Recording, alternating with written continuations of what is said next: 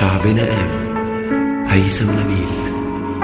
مش هقول بلد الحضارة ولا رمات ولا نيل، عالطيبة نزلنا الستارة وقرارنا ملوش بديل.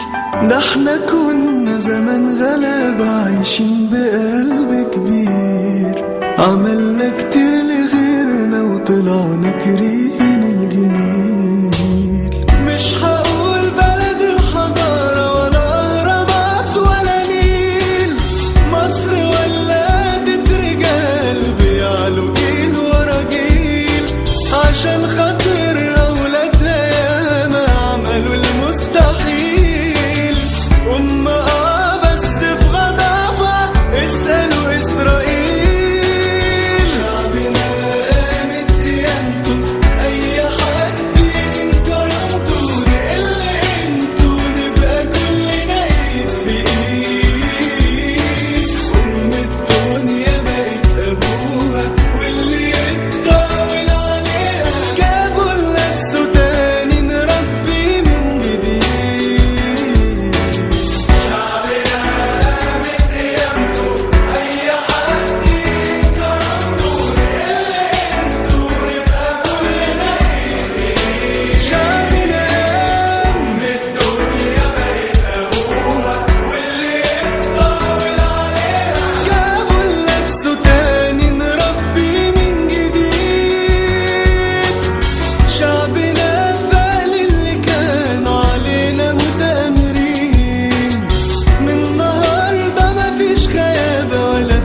بين أخين مينا ومحمد هيبقوا للخسيس واقفين، للجبان هنكون ديابة. ده احنا مصري، احنا مصريين. مش هيكون من تاني برضه بوصفة بعد يومين.